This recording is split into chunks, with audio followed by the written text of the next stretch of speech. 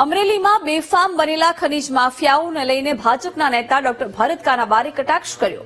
Doctor ભરત કાનાબારે social media platform x પરથી સવાલ ઉઠાવ્યો છે। તેમણે કહ્યું કે સામાન્ય લોકોને પણ ખબર છે કે બેફામ ખનીજ ચોરી થાય છે, પણ ભોળા અધિકારીઓને નથી ખબર। રેતી ચોરી મુદ્દે ખનીજ ખાતાના અધિકારીઓ અને પોલીસ તંત્રને આડે હાથ લીધું છે, તો ચૂંટાયેલા પ્રતિનિધિઓની ચુપ્પીને લઈને પણ અવાજ ઉઠાવ્યો છે, તો લોકો અને મીડિયાનું કોઈ સાંભળતું નથી તેવું પણ કહ્યું છે।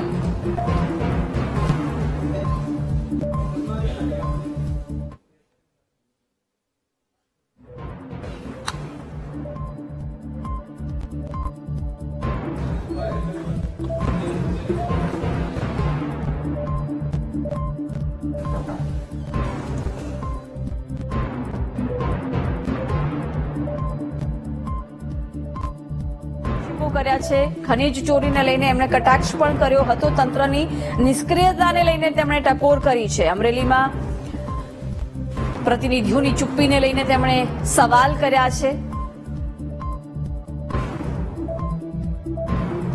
વિગતો સાથે સંવાદદાતા જોડાઈ ગયા છે, એમની સાથે એમની પાસેથી માહિતી મેળવીશું।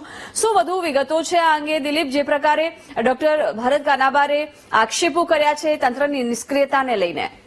જે પ્રદેશ ભાજપના જે દિગ્ગજ નેતા છે ડોક્ટર ભરત કાનાબાર હાલ ખનીજ ચોરીને લઈને ટ્વીટ કર્યું છે। આ ટ્વીટ ધકધકતું ટ્વીટ છે। એમની જે ખપા છે ડોક્ટર કાનાબાર આ ખનીજ ચોરીથી ખપા હોય એવું લાગી રહ્યું છે। અમરેલી જિલ્લામાં રેતી ચોરી બેફામ થઈ રહી છે અને છેલ્લે સામાન્ય લોકો પણ આજે રેતી ચોરી ચાલી રહી છે, સામાન્ય લોકોને પણ ખ્યાલ છે, પણ ફરિયાદ કરે તો કોરે અહીંના ભોળા માણસો છે સહિતના આજે ટ્વીટમાં ડોક્ટર કાનાબારે ઉલ્લેખ કર્યો છે। સાથે સાથે કાનાબારે ઉલ્લેખ કર્યો છે કે દારૂ બાબતમાં અમરેલી લોકો અને મીડિયાનો અવાજ ઉઠાવવાનું બંધ કરી દીધું છે, કારણ કે હવે કહેવું તો કોને કહેવાનું પણ ઉલ્લેખ ડોક્ટર ભરત કાનાબારે કર્યો છે। જોકે આ તંત્રને આડે હાથ એટલે કાલ ભરત કાનાબારનું ટ્વીટ છે એ ચર્ચામાં ચડ્યું છે। જી બિલકુલ દિલીપ, આભાર જાણકારી માટે।